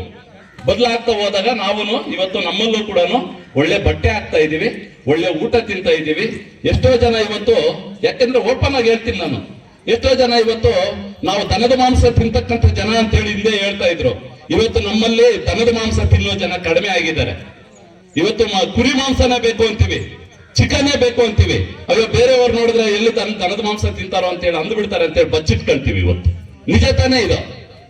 ನಿಜ ಆದ್ರೆ ನಿಜ ಅಂತ ಹೇಳ್ರಿ ಅಲ್ವಾ? ಅಂತ ಒಂದು ಬದಲಾವಣೆಯನ್ನ ಕಾಣ್ತಾ ಇದೀವಿ. ಯಾರಿಂದ? ಡಾಕ್ಟರ್ ಬಾಬಾ ಸಾಹೇಬ್ ಅಂಬೇಡ್ಕರ್ ಕೊಟ್ಟಿರ್ತಕ್ಕಂಥ ಒಂದು ಸಂವಿಧಾನದಿಂದ, ಆ ಕಾನೂನುಗಳಿಂದ ನಮ್ಮಲ್ಲೂ ಪ್ರಜ್ಞಾವಂತರಾಗಿದ್ದೀವಿ, ವಿದ್ಯಾಭ್ಯಾಸದ ಕಡೆ ಹೋಗಿದ್ದೀವಿ, ವಿದ್ಯಾವಂತರಾಗಿದ್ದೀವಿ. ಇವತ್ತು ನೀರು ಮುಟ್ತೀವಿ, ಬಟ್ಟೆ ಒಗಿತೀವಿ, ಎಲ್ಲೆಲ್ಲೂ ಎಲ್ಲಿ ಪ್ರಶ್ನೆ ಮಾಡಿದ್ರೆ ಅಲ್ಲಿ ಪ್ರಶ್ನೆ ಮಾಡ್ತೀವ ಇಲ್ವಾ? ಮಾಡ್ತೀವಿ ಸರ್. ಇವತ್ತು ಧೈರ್ಯದಿಂದ ಒಂದು ನಾನೊಬ್ಬ ವಲಯ ಅಂತೇಳಿ ಹೇಳ್ತಿರ್ತಾನೆ. ನೀವೆಲ್ಲಾದ್ರೂ ಹೇಳ್ತೀರಾ ಇಲ್ವಾ? ಹೇಳಲ್ರಿ, ಇನ್ನೂ ಹೇಳಲ್ಲ. ಸುಮ್ಮನೆ ಅದು ಸಂಕೋಚ. ಗರ್ಜಿಸ್ಬೇಕು. ಡಾಕ್ಟರ್ ಬಾಬಾ ಸಾಹೇಬ್ ಅಂಬೇಡ್ಕರ್ ಹೇಳಿರೋದೇನು? ಶಿಕ್ಷಣವನ್ನ ಪಡೀರಿ. ಶಿಕ್ಷಣವನ್ನು ಪಡೆದಾಗ ಧೈರ್ಯ ಬರ್ತದೆ. ನಮ್ಮ ಮಕ್ಕಳು ಶಿಕ್ಷಣ ತಪ್ಸಕ್ ಹೋಗ್ಬೇಡ್ರಿ ಯಾರನ್ನು. ಫಸ್ಟ್ ಶಿಕ್ಷಣ ಕೊಡಿಸಿ. ಕೂಲಿ ನಾಲಿ ಮಾಡಿ ಇವತ್ತು ಬಹಳಷ್ಟು ಜನ ವಿದ್ಯಾಭ್ಯಾಸದ ಕಡೆ ಕಳಿಸ್ತಾ ಇದ್ರಿ ಮಕ್ಕಳನ್ನ. ಬಟ್ ಅರ್ಧದಲ್ಲಿ ನಮ್ಮ ಜನ ನಿಂತೋಗ್ತಾ ಇದ್ದಾರೆ. ಪೂರ್ತಿ ಎಜುಕೇಶನ್ ಅನ್ನ ಮಾಡ್ತಾ ಇಲ್ಲ. ಪೂರ್ತಿ ಎಜುಕೇಶನ್ ಮಾಡ್ಕೊಂಡಾಗ ಸಂಪೂರ್ಣವಾಗಿ ಅವ್ರಿಗೊಂದು ಬದಲಾವಣೆ ಅಂತ ಬರೋದಕ್ಕೂ ಸಾಧ್ಯ ಆಗ್ತದೆ. ಅದ್ರ ಜೊತೆಗೆ ಇವತ್ತೇನು ಈ ಒಂದು ಗ್ರಾಮದಲ್ಲಿ ಒಂದು ಅಂಬೇಡ್ಕರ್ ಸಮುದಾಯದ ಭವನದಲ್ಲಿ ಒಂದು ಬಾಬಾ ಸಾಹೇಬರನ್ನ ನಿಲ್ಲಿಸಬೇಕು ಅಂತಂದ್ರೆ ಅರಿವರು ಸುಮಾರು ನನ್ನ ಜೊತೆ ಹೇಳ್ಕೊಂಡು ಬಂದ್ರು, ತಿಂಗಳಿಂದಾನೇ ಹೇಳ್ಕೊಂಡ್ ಬಂದ್ರು, ಅಣ್ಣ ನಾನು ಈ ತರ ಪ್ರತಿಮೆ ತರ್ತಾ ಇದ್ದೀನಿ, ಅನಾವರಣ ಮಾಡಬೇಕು, ಎಲ್ಲರೂ ಬರಬೇಕು. ಅದರಂತೆ ನಾವೆಲ್ಲರೂ ಬಂದಿದ್ದೀವಿ. ಈ ನಾನು ಹೇಳ್ಬೇಕಾದ್ರೆ ಕೂಡ ಅರಿಗೆ ಹೇಳಿದೆ, ನೋಡಪ್ಪ ಪಂಚಾಯತಿ ಎಲ್ಲಾ ಮುಖಂಡರನ್ನು, ಎಲ್ಲಾ ಸಮುದಾಯದ ಮುಖಂಡರನ್ನು ತಪ್ಪದೆ ಕರಿಬೇಕು ಆ ವೇದಿಕೆಗೆ. ಅದರಂತೆ ಕರೆದಿದ್ದಾರೆ. ತುಂಬ ಹೃದಯದ ಧನ್ಯವಾದಗಳು ಹರಿ ನಿನಗೆ. ಯಾಕೆ ಅಂತಂದ್ರೆ ಇಷ್ಟೊಂದು ಚಿಕ್ಕದಾಗಿ ಚೊಕ್ಕವಾಗಿ ಒಂದು ಅಷ್ಟು ಜನಕ್ಕೆ ನಾವು ಏನಾದ್ರೂ ತಿಳಿ ಹೇಳ್ಬೇಕು ಅಂತಂದ್ರೆ ಕೇಳೋ ಜನ ಇರಬೇಕು. ಏನ್ ಹೇಳ್ತಾ ಇದ್ದಾರೆ ಇವರು, ಅದನ್ನ ಕೇಳೋ ಜನ ಇದ್ದಾಗ ಮಾತಾಡುವಂತವ್ರಿಗೆ ಇನ್ನಷ್ಟು ಹುಮ್ಮಸ್ ಬರ್ತದೆ. ಏನು ಅಂತಂದ್ರೆ ಈ ವಿಚಾರಗಳನ್ನ ಯಾವಾಗ್ಲೂ ನಾವು ಬೇರೆ ಬೇರೆ ರೀತಿಯ ತಮಟೆಗಳು ಬರ್ಸ್ಕೊಂಡು ಬೇರೆ ಬೇರೆ ಕಾರ್ಯಕ್ರಮಗಳನ್ನ ಮಾಡ್ಕೊಳ್ತೀವಿ. ಆದ್ರೆ ಬಾಬಾ ಸಾಹೇಬರ ಜಯಂತಿ ವರ್ಷಕ್ಕೊಂದ್ಸರಿ ಇಂಥ ಒಂದು ಕಾರ್ಯಕ್ರಮಗಳನ್ನು ಬರ್ತವೆ. ಇಂಥ ಕಾರ್ಯಕ್ರಮ ಬಂದಾಗ ದಯವಿಟ್ಟು ಇಲ್ಲಿ ಸೇರಿರ್ತಕ್ಕಂಥವ್ರು ಎಲ್ಲರೂ ಅಷ್ಟೇ ಒಂದು ಮೆಸೇಜ್ ಅನ್ನ ಕೊಡಬೇಕು. ಒಂದೇ ದಿನ ಕಾರ್ಯಕ್ರಮ ಮಾಡೋ ಬದಲು ವರ್ಷದುದ್ದಕ್ಕೂ ಇಂಥ ಒಂದು ಕಾರ್ಯಕ್ರಮಗಳನ್ನ ಮಾಡಿ. ವಿಚಾರಗಳು ಒಂದಳ್ಳಿಯಿಂದ ಇನ್ನೊಂದು ಹಳ್ಳಿಗೆ ಹೋಗ್ತವೆ. ವಿಚಾರಗಳು ಜನರ ಮನದಟ್ಟಾಗ್ತದೆ. ಒಂದೇ ದಿವಸ ಮಾಡ್ಬಿಡ್ಬೇಕು ಅಂತಂದ್ರೆ ಎಲ್ಲಾ ನಾಯಕರು, ಎಲ್ಲಾ ಅಫಿಷಿಯಲ್ಗಳು ಒಂದೇ ದಿವಸ ಸಿಗೋದಿಲ್ಲ. ಅದೇ ಇವತ್ತು ತಪ್ಪಿಸಿ ಇನ್ನೊಂದು ದಿವಸ ಮಾಡ್ಕೊಂಡಾಗ ಸಂಬಂಧಪಡ್ತಕ್ಕಂಥ ತಹಶೀಲ್ದಾರನ್ನ ಇಲ್ಲಿಗೆ ಹಾಕ್ಬೋದು, ಸಂಬಂಧಪಡ್ತಕ್ಕಂಥ ಈ ಹೋಬಳಿ ಮಟ್ಟದ RI ಅವರನ್ನ ಇಲ್ಲಿಗೆ ಹಾಕ್ಬೋದು, ಸಂಬಂಧಪಡ್ತಕ್ಕಂಥ ಬೇರೆ ಬೇರೆ ಇಲಾಖಾ ಅಧಿಕಾರಿಗಳನ್ನ ಇಲ್ಲಿ ಕರೆಸ್ಬೋದು. ನಮ್ಮ ಗ್ರಾಮದಲ್ಲಿ ಇಂಥ ಒಂದು ಕಾರ್ಯಕ್ರಮ ಇದೆ, ಈ ಕಾರ್ಯಕ್ರಮಕ್ಕೆ ಬನ್ನಿ, ನಮ್ಮ ಊರಿನ ಪರಿಸ್ಥಿತಿ ನೋಡಿ ಅಂತೇಳಿ ಅಧಿಕಾರಿ ವರ್ಗಕ್ಕೆ ತರಬಹುದು.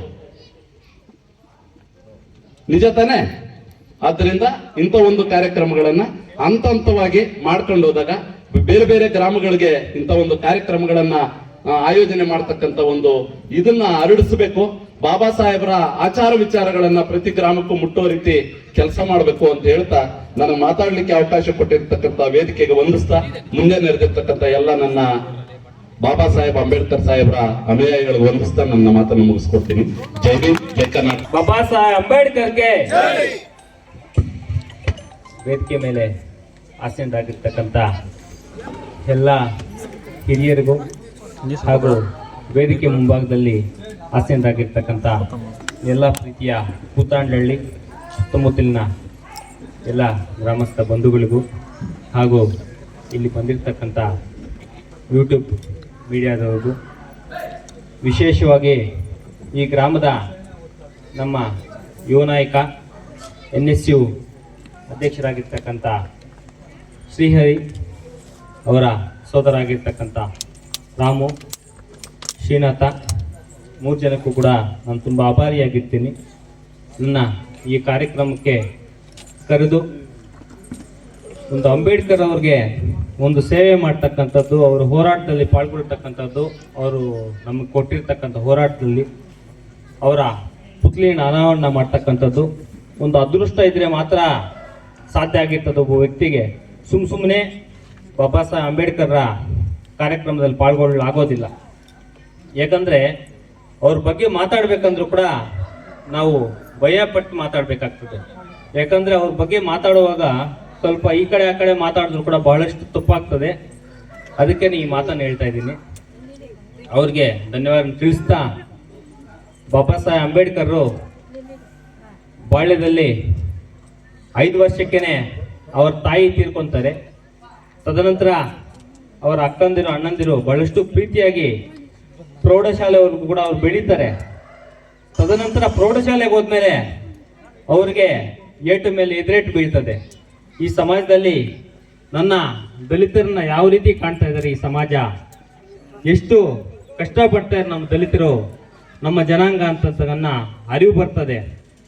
ಅವತ್ತಿನಿಂದ ಬಾಬಾ ಸಾಹೇಬ್ ಅಂಬೇಡ್ಕರ್ರು ಬಹಳಷ್ಟು ಯೋಚನೆ ಮಾಡಿ ನನ್ನ ಜನಾಂಗವನ್ನ ಇದೇ ರೀತಿ ಬಿಡಬಾರ್ದು, ನನ್ನ ಜನಾಂಗಕ್ಕೆ ಶಿಕ್ಷಣವನ್ನು ಕೊಡಬೇಕು, ನನ್ನ ಜನಾಂಗವನ್ನು ಸಂಘಟಿತ ಮಾಡಬೇಕು, ನನ್ನ ಜನಾಂಗಕ್ಕೆ ಹೋರಾಟ ಮಾಡ್ತಕ್ಕಂಥ ಸಾಮರ್ಥ್ಯವನ್ನು ತುಂಬಬೇಕು ಅಂತಕ್ಕಂಥದ್ದು ಅವ್ರು ಧ್ಯೇಯವಾಗಿ ಇಟ್ಕೊಂಡು ನಮ್ಮ ಜನಾಂಗದ ಎಲ್ಲರೂ ಕೂಡ ಶಿಕ್ಷಣ ಮಾಡ್ರಿ, ಎಲ್ಲ ಕೂಡ ಈ ಭಾರತ ದೇಶದ ಪ್ರತಿಯೊಬ್ಬ ಬೀಜ ಕೂಡ ಶಿಕ್ಷಣಕ್ಕೆ ಒತ್ತು ನೀಡಬೇಕು. ಯಾಕಂದ್ರೆ ಶಿಕ್ಷಣದಿಂದ ನಮ್ಮ ಮೇಲೆ ನಡೀತಾ ಇರ್ತಕ್ಕಂಥ ದಬ್ಬಾಳಿಕೆಯಿಂದ ನಾವು ಆಚೆ ಬರ್ಬೋದು ಅಂತಕ್ಕಂಥ ಸಂದೇಶವನ್ನ ನಮ್ಮ ಈ ದೇಶದ ಜನಾಂಗಕ್ಕೆ ಸಾರಿದ್ದಾರೆ. ಅದೇ ರೀತಿ ತಾವೆಲ್ಲ ಕೂಡ ಹೋರಾಟ ಮಾಡ್ಬೇಕು, ಹೋರಾಟದಿಂದ ನಮ್ಮ ಹಕ್ಕನ್ನ ನಾವು ಪಡ್ಕೊಂತೀವಿ ಅಂತಕ್ಕಂಥ ವಿಚಾರವನ್ನು ಕೂಡ ನಮ್ಗೆಲ್ಲ ಕೂಡ ಈ ದಿನ ತಿಳಿಸಿದ್ದಾರೆ. ಬಂಧುಗಳೇ, ಈ ವಿಶ್ವದಲ್ಲಿ ಯಾವುದಾದ್ರೂ ಒಂದು ಹೆಸರಿಗೆ ಹೇಳಿದ ತಕ್ಷಣ ಅಷ್ಟೊಂದು ಪವರ್ಫುಲ್ ಆಗಿರ್ತಕ್ಕಂಥ ಒಂದು ಹೆಸರು ಯಾವ್ದಾದ್ರು ಇದೆ ಅಂದ್ರೆ ಅದು ಬಾಬಾ ಸಾಹೇಬ್ ಅಂಬೇಡ್ಕರ್ ಹೆಸರು.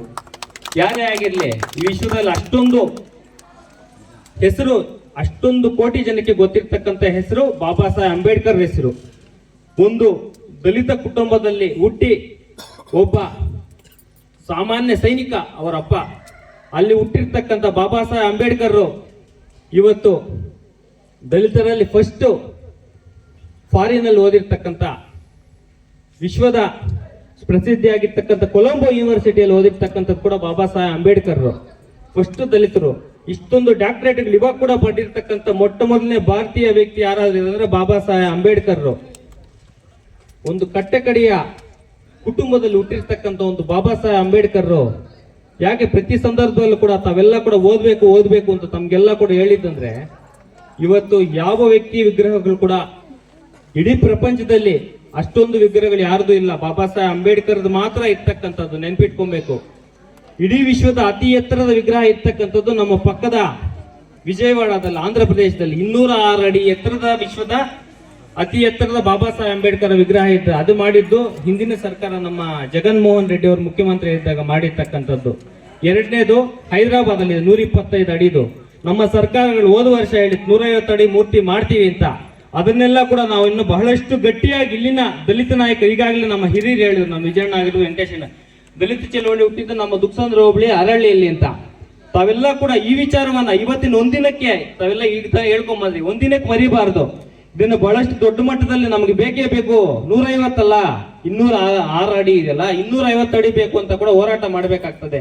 ಯಾಕಂದ್ರೆ ಇಲ್ಲಿನ ಸಮಸ್ಯೆಗಳೆಲ್ಲ ಅಂಬೇಡ್ಕರ್ ಅಂತಕ್ಕಂಥದ್ದು ಒಂದು ಸಿಂಬಲ್ ಅಲ್ಲ, ಒಂದು ಬ್ರಾಂಡ್. ಅವರು ಒಂದು ಜ್ಞಾನದ ಸಂಕೇತ. ಅಂತ ವ್ಯಕ್ತಿನ ನಾವು ದಿನ ಕೂಡ ನೋಡಿದ್ರೆ ಅವರ ಆದರ್ಶಗಳನ್ನ ನಾವು ಮೈಗೂಡಿಸ್ಕೊಂತೀವಿ. ಈಗ ಕೂತಾಂಡ್ಲಿಯಲ್ಲಿ ಇಟ್ಟಿದ್ದಾರೆ, ಪ್ರತಿದಿನ ಕೂಡ ನಮ್ಮ ವಿಜಯಣ್ಣ ಹೇಳ್ದಂಗೆ ಅಲ್ಲಿ ಪೂಜೆ ಮಾಡಿದ್ರೆ ಅವರ ಆದರ್ಶಗಳೇನು ಅಂತಕ್ಕಂಥದ್ದು ಪಾಲಿಸಬೇಕು ಇಲ್ಲಿನ ಜನ. ಒಂದು ಜಾತಿಗೆ ಒಂದು ಧರ್ಮಕ್ಕೆ ಸೀಮಿತವಾಗಿರ್ತಕ್ಕಂಥ ವ್ಯಕ್ತಿ ಅಲ್ಲ ಅಂಬೇಡ್ಕರ್. ಅಂಬೇಡ್ಕರ್ ಅವರ ಬಗ್ಗೆ ಹೇಳ್ಕೊಂಡು ಹೋಗಿದ್ರೆ ಅವರು ಪಟ್ಟಿರ್ತಕ್ಕಂಥ ಕಷ್ಟದಲ್ಲಿ ನಾವೇನು ಕೂಡ ಕಷ್ಟಪಟ್ಟಿಲ್ಲ. ಅವರು ಯಾವಾಗೂ ಕೂಡ 1937ರಲ್ಲಿ ಶೂಟು ಕೋಟ್ ಆಗ್ತಾ ಇದ್ರು. ಈಗ ಕೂಡ ನಾವು ಶೂಟು ಕೋಟು ಹಾಕಕ್ ಸಾಧ್ಯ ಆಗ್ತಾ ಇಲ್ಲ. ಯಾಕಂದ್ರೆ ಅವತ್ತು ಆಗ್ತಾ ಇದ್ದಿದ್ದು ಬಹಳಷ್ಟು ಕಷ್ಟಗಳು, ನೋವುಗಳಿತ್ತು ಅವ್ರಿಗೆ ಮನಸ್ಸಿನ ಒಳಗಡೆ. ಇವೆಲ್ಲ ಕೂಡ ಮೇಲೆಗೆ ಏನಾಗ್ತಾ ಇದ್ರು ಅಂದ್ರೆ, ನನ್ನ ಜನಾಂಗ ನನ್ನ ನೋಡಿದ ತಕ್ಷಣ ಇದೇ ರೀತಿ ಇರಬೇಕು ಬಾಬಾ ಸಾಹೇಬ್ ಅಂಬೇಡ್ಕರ್ ತರ. ನಾನೇನಾರ ಅಂತ ಇಂಥ ಬಟ್ಟೆ ಹಾಕೊಂಡ್ರೆ ನಮ್ಮ ಜನಾಂಗ ನಮ್ಮ ನಾಯಕನೇ ಇಂಥದ್ದು ಹಾಕಿದ್ದಾನೆ, ನಾನು ಕೂಡ ಇಂಥದ್ದು ಹಾಕೊಮ್ಮೆ ಅನುಕರಿಸ್ತಾರೆ ಅಂತಕ್ಕಂಥ ನಿಟ್ಟಿನಲ್ಲಿ ಬಾಬಾ ಸಾಹೇಬ್ ಅಂಬೇಡ್ಕರ್ ಅವತ್ತೇ ಶೂಟು ಕೋಟ್. ಎಷ್ಟೇ ಕಷ್ಟಗಳಿರ್ಲಿ, ಒಂದು ಪುಸ್ತಕದಲ್ಲಿ ಅವ್ರ ಬಗ್ಗೆ ಓದ್ತೆ, ಅವರು ಬಾಬಾ ಸಾಹೇಬ್ ಅಂಬೇಡ್ಕರ್ ಭಾರತ ದೇಶ ಸ್ವತಂತ್ರ ಬಂದ ಮೇಲೆ ಮೊದಲನೇ ಕಾನೂನು ಮಂತ್ರಿ ಆಗಿದ್ರು ಅಷ್ಟೇನೆ. ಅದಕ್ಕಿಂದೆ 1942ರಿಂದ 46ವರೆಗೂ ಬ್ರಿಟಿಷ್ ಕೌನ್ಸಿಲ್ ಅಲ್ಲಿ ಸಚಿವರಾಗಿ ಕೆಲಸ ಮಾಡ್ತಾರೆ. ಅದನ್ನ ನಮ್ಮ ರಾಜಣ್ಣಗೆ ಬಹಳಷ್ಟು ಬಾಳೆ ಹೇಳಿದ್ದೀನಿ ನಾನು. ಒಂದು ಖಾತೆ ಅಲ್ಲ, ಅವರು ಮಿನಿಸ್ಟರ್ ಕೆಲಸ ಮಾಡ್ತಾ ಇದ್ರು, ಗಣಿ ಖಾತೆಗೆ ಮಾಡ್ತಾ ಇದ್ರು, ಕಾರ್ಮಿಕರ ಖಾತೆಗೆ ಮಾಡ್ತಾ ಇದ್ರು, ಲೋಕೋಪಯೋಗ ಖಾತೆಗೆ ಮಾಡ್ತಾ ಇದ್ರು, ಇಂಧನ ಖಾತೆ, ನೀರಾವರಿ ಖಾತೆಗೆ ಮಾಡ್ತಾ ಇದ್ರು. ಅವ್ರು ನೀರಾವರಿ ಖಾತೆಗೆ ಆದಂತ ಸಂದರ್ಭದಲ್ಲಿ ಈ ದೇಶಕ್ಕೆ ಹಲವಾರು ಡ್ಯಾಮ್ಗಳು ಕಟ್ಟಿಸ್ಕೊಟ್ಟಿರ್ತಕ್ಕಂಥ ಚರಿತ್ರೆ ಇರ್ತಕ್ಕಂಥದ್ದು ಬಾಬಾ ಸಾಹೇಬ್ ಅಂಬೇಡ್ಕರ್ಗೆ. ಅವರು ಇದೊಂದೇ ಅಲ್ಲ, ಸ್ವತಂತ್ರ ಹೋರಾಟ ಮಾಡ್ತಕ್ಕಂಥ ಸಂದರ್ಭದಲ್ಲಿ ಮಹಾತ್ಮ ಗಾಂಧೀಜಿ, ನೆಹರು, ಸರ್ದಾರ್ ವಲ್ಲಭಾಯ್ ಪಟೇಲ್ರು, ನಮ್ಮ ಸರ್ದಾರ್ ವಲ್ಲಭಾಯ್ ಪಟೇಲ್ರು ಎಲ್ಲರನ್ನೂ ಕೂಡ ಜೈಲಿಗೆ ಹಾಕಿರ್ತಾರೆ. ಇವರು ಬ್ರಿಟಿಷರ ವಿರುದ್ಧ ಹೋರಾಟ ಮಾಡ್ತಾ ಇದ್ದಂತ ಸಂದರ್ಭದಲ್ಲಿ ಅವರು ಜೈಲಿಗೆ ಹಾಕಿ ಇವ್ರನ್ನ ನೇಣಿಗೆ ಹಾಕ್ಬೇಕು ಅಂತಕ್ಕಂಥ ಆದೇಶವನ್ನು ಕೂಡ ಮಾಡಿರ್ತಾರೆ. ಚಾರ್ಲ್ಸ್ ವಿಲ್ಸನ್ ಏನವರು ಆಗಿನ ನಮ್ಮ ಭಾರತದ ರಾಯಭಾರಿ ಆಗಿರ್ತಾರೆ. ಅವರು ವೈಸ್ರಾಯ್ ಆರ್ಡರ್ ಮಾಡಿದಾಗ ಇದಕ್ಕೆ ಅಡ್ಡ ಆಗಿರ್ತಕ್ಕಂಥ ನಮ್ಮ ಬಾಬಾ ಸಾಹೇಬ್ ಅಂಬೇಡ್ಕರ್ ಅವ್ರು ಏನ್ ತಪ್ಪು ಮಾಡಿದಾರಂತ ಅವ್ರು ನೇಣಿಗೆ ಹಾಕ್ತಿರಂತ ಅಡ್ಡ ಹೋಗಿದ್ದು ಇದೇ ವ್ಯಕ್ತಿನೇ, ಬಾಬಾ ಸಾಹೇಬ್ ಅಂಬೇಡ್ಕರ್. ಅವರೆಲ್ಲ ಬದುಕಿ ಇವತ್ತು ಪ್ರಧಾನಿಗಳಾಗಿ ಇನ್ನೊಂದು ಹೆಸರು ಮಾಡಿದಾರಂದ್ರೆ ಅದಕ್ಕೆಲ್ಲ ಮೂಲತಃ ಕಾರಣ ನಮ್ಮ ಬಾಬಾ ಸಾಹೇಬ್ ಅಂಬೇಡ್ಕರ್. ತದನಂತರ ನಮ್ಮ ಬ್ರಿಟಿಷ್ ಅವರು ಆಳ್ವಿಕೆ 200 ವರ್ಷ ಮಾಡಿದ ನಂತರ ಕೂಡ ನಮ್ಮನ್ನ ಬಿಟ್ಟು ಹೋಗುವಂತ ಸಂದರ್ಭದಲ್ಲಿ ಅವರು ಈ ದೇಶದ ಪ್ರಧಾನಿ ಬಾಬಾ ಸಾಹೇಬ್ ಅಂಬೇಡ್ಕರ್ ಆಗ್ಬೇಕು ಅಂತ ಕೂಡ ಅವರು ಬಹಳಷ್ಟು ಕಷ್ಟಪಟ್ಟು ಇಲ್ಲಿ ಹೇಳಿರ್ತಾರೆ, ಬಹಳಷ್ಟು ಕಾರಣಾಂತರಗಳಿಂದ ಅವರು ನಮಗೆ ಸಚಿವರಾಗಿ ಮಾತ್ರ ಉಳಿತಾರೆ. ನಮ್ಮ ಅದೃಷ್ಟ ಏನಪ್ಪಾ ಅಂದ್ರೆ ಅವರು ನಮಗೆ ಬಹಳಷ್ಟು ಕಷ್ಟಪಟ್ಟು ಸುಮಾರು ದಿನಗಳು ಅವರು 2 ವರ್ಷಗಳು, ಸುಮಾರು 2 ವರ್ಷ 10 ತಿಂಗಳೇನೋ ಕಷ್ಟಪಟ್ಟು ನಮಗೆ ಸುಭದ್ರವಾದ ಒಂದು ಸಂವಿಧಾನವನ್ನು ಕೊಟ್ಟಿದ್ದಾರೆ. ಸಂವಿಧಾನ ಒಂದು ಇವತ್ತಿಲ್ಲ ಅಂದಿದ್ರೆ ನಾವೆಲ್ಲ ಕೂಡ ಈ ದೇಶದಲ್ಲಿ ಬದುಕಲಿಕ್ಕೆ ಆಗ್ತಾ ಇರ್ಲಿಲ್ಲ. ಈ ದೇಶದಲ್ಲಿ ಎಷ್ಟೋ ಮಾರಣ ಹೋಮಗಳಾಗ್ತಾ ಇತ್ತು. ನಾವೆಲ್ಲ ಕೂಡ ಇಷ್ಟೊಂದು ಫ್ರೀಯಾಗಿ ಸ್ವತಂತ್ರವಾಗಿ ಹೋರಾಡಲಿಕ್ಕೆ ಸಾಧ್ಯ ಇರ್ತಾನೆ ಇರ್ಲಿಲ್ಲ. ತಾವೆಲ್ಲ ಕೂಡ ಗಮನದಲ್ಲಿ ಇಟ್ಕೊಂಡಿರ್ಬೇಕು. ಇಷ್ಟೆಲ್ಲ ಕೂಡ ಅವರು ಕಷ್ಟಪಟ್ಟು ಬಹಳಷ್ಟು ಅವ್ರಿಗೆ ಸಂವಿಧಾನವನ್ನ ಬರೀತಕ್ಕಂಥ ಸಂದರ್ಭದಲ್ಲಿ ಕಣ್ಣಿಗೆ ಒಂದು ಕಾಯಿಲೆ ಬಂದಿರ್ತದೆ. ಆ ಸಂದರ್ಭದಲ್ಲಿ ಕಣ್ಣಲ್ಲಿ ನೀರು ಬರ್ತಾ ಇರ್ತವೆ. ನೈಟ್ ಎಲ್ಲ ಕೂಡ ನಮಗೋಸ್ಕರ ಕಷ್ಟಪಟ್ಟು 294 ವಿಧಿಗಳಿರ್ತಕ್ಕಂಥ ಒಂದು ಸಂವಿಧಾನವನ್ನ ಸುಮಾರು 15,000ದಷ್ಟು ಸೆಷನ್ಗಳು ಮಾಡಿ ಒಂದು ಸಂವಿಧಾನ ಬರೆಯೋದು ಅಷ್ಟು ಈಸಿ ಅಲ್ಲ. ಇದ್ರಲ್ಲಿ ತಪ್ಪೇನಿದೆ, ಇದರಲ್ಲಿ ಕರೆಕ್ಟ್ ಏನಿದೆ ಅಂತ 15,000 ಸೆಷನ್ಗಳಷ್ಟು ಮಾಡಿ 1,31,000 ಪದಗಳಿರ್ತಕ್ಕಂಥ ಒಂದು ಸಂವಿಧಾನವನ್ನ ನಮ್ಗೆ ಬಹಳಷ್ಟು ಕಷ್ಟಪಟ್ಟು ಬಿಟ್ಕೊಟ್ಟೋಗಿದ್ದಾರೆ. ಬಾಬಾ ಸಾಹೇಬ್ ಅಂಬೇಡ್ಕರ್ 1951ರಲ್ಲಿ ಜನವರಿ 24ನೇ ತಾರೀಕು ನಮ್ಗೆ ಸಂವಿಧಾನ ಕೊಟ್ಟಾಗ ಅವತ್ತಿನ ಹಿಂದಿನ ರಾತ್ರಿವರೆಗೂ ಬಹಳಷ್ಟು ಟೆನ್ಷನ್ ತಗೊಂಡು ಕಾಯಿಲೆಗಳು ತಗೊಂಡು ಬರ್ತಿರ್ತಾರೆ. 25ನೇ ತಾರೀಕು ನೈಟು ಅವರಿಗೆ ಪಿಟೀಲ್ ಬಾರಿಸ್ತಕ್ಕಂಥದ್ದು ಬಹಳಷ್ಟು ಇಷ್ಟ ಆಗಿರ್ತದೆ. ಅವತ್ತು 25ನೇ ತಾರೀಕು ಪಿಟೀಲ್ ವಾಯಿಸ್ತಾರೆ. ಅವ್ರು PA ಬಂದು ಕೇಳ್ತಾರೆ, ಏನ್ ಸರ್ ಇವತ್ತು ಸಂತೋಷವಾಗಿದ್ದೀರಿ ಅಂದ್ರೆ, ಇವತ್ತಿನ ದಿನ ನಾನು ಅನ್ಕೊಂಡಿರ್ತಕ್ಕಂಥವನು ಆಗ್ತಾ ಇದೆ. ರಾಜಭವನದಲ್ಲಿ ಇರ್ತಕ್ಕಂಥ ರಾಜ ಇವತ್ತು ಆಚೆ ಬರ್ತಾನೆ, ಇಲ್ಲಿ ಆಚೆ ಇರ್ತಕ್ಕಂಥವನು ರಾಜನಾಗ್ತಕ್ಕಂಥ ಒಂದು ಸಂದರ್ಭ ಇವತ್ತು. ಪ್ರತಿದಿನ ಕೂಡ ಒಬ್ಬ ರಾಜ ಒಬ್ಬ ರಾಣಿ ಹೊಟ್ಟೆಯಲ್ಲಿ ಹುಟ್ಟುತ್ತಾನೆ. ಇವತ್ತಿನ ದಿನ ಒಂದು ಎಲೆಕ್ಷನ್ ಬ್ಯಾಲೆಟ್ ಪೇಪರ್ ಇಂದ ಹುಟ್ಟತಕ್ಕಂಥ ಮಾತು ಕೂಡ ಹೇಳಿರ್ತಾರೆ. ಅವ್ರ ಬಗ್ಗೆ ಹೇಳಿದ್ರೆ ಇವತ್ತೊಂದಿನ ಅಲ್ಲ, ಬಹಳಷ್ಟು ದಿನ ಆಗ್ತದೆ. ನೀವು ಅವಾಗ ಕೂಡ ಇವತ್ತೊಂದಿನ ಅಲ್ಲ, ನಾವು ಸೀಸನಲ್ ಅಂಬೇಡ್ಕರ್ ವಾದಿಗಳಾಗ್ತಕ್ಕಂಥದ್ದು ಬೇಡ. ನನ್ನ ಅನಿಸಿಕೆ, ನಾನು ಕೂಡ ಸೀಸನಲ್ ಅಂಬೇಡ್ಕರ್ ವಾದಿನಿ. ಯಾಕಂದ್ರೆ ಅಂಬೇಡ್ಕರ್ 14ನೇ ತಾರೀಕು ಬಂದ್ರೆ ಮಾತ್ರ ಬರ್ತೀನಿ, ಮಾತಾಡ್ತೀನಿ. ಡಿಸೆಂಬರ್ ಅಲ್ಲಿ ಒಂದ್ಸಲಿ ಮಾತಾಡ್ತೀವಿ, ಅದು ಬೇಡ. ಪ್ರತಿದಿನ ಕೂಡ ಇಲ್ಲಿರ್ತಕ್ಕಂಥ ಕೆಲವರು ಪ್ರತಿದಿನ ಕೂಡ ಅಂಬೇಡ್ಕರ್ ವಾದಗಳನ್ನ ಹೇಳ್ತಾರೆ. ನೀವು ಅವಾಗ ಕೂಡ ಇಂತಹ ಕಾರ್ಯಕ್ರಮ ನಡೆಸ್ಬೇಕು. ನಾವು ಅಂಬೇಡ್ಕರ್ ಬಗ್ಗೆ ಜನರಿಗೆ ತಿಳಿಸ್ತಕ್ಕಂಥದ್ದು ನಮ್ಮ ಎಲ್ಲರ ಜವಾಬ್ದಾರಿ. ಅವರ ಆದರ್ಶಗಳನ್ನ ಹೇಳ್ತಕ್ಕಂಥದ್ದೆಲ್ಲ ಪಾಲಿಸ್ತಕ್ಕಂಥದ್ದು ಬಹಳಷ್ಟು ಉತ್ತಮ. ಅವ್ರ ಬಗ್ಗೆ ಇನ್ನೂ ಹೇಳ್ತಕೊಂಡೋದ್ರೆ ಒಂದಿನ ಕೂಡ ಸಾಕಾಗಲ್ಲ. ಇನ್ನೂ ಹಿರಿಯರಿದ್ದಾರೆ, ಅವ್ರಿಗೆಲ್ಲರೂ ಕೂಡ ಅವಕಾಶ ಕೊಡೋಣ. ಮತ್ತೊಮ್ಮೆ ನಮ್ಮ ಹರಿ ಅವರಿಗೆ ನಮಗೆ ಈ ಕಾರ್ಯಕ್ರಮಕ್ಕೆ ಕರೆದು ನನ್ನ ಮಾತಾಡ್ಲಿಕ್ಕೆ ಅವಕಾಶ ಕೊಟ್ಟ ಅವ್ರಿಗೂ ಈ ಗ್ರಾಮಸ್ಥರಿಗೂ ತುಂಬ ಧನ್ಯವಾದ ತಿಳಿಸ್ತಾ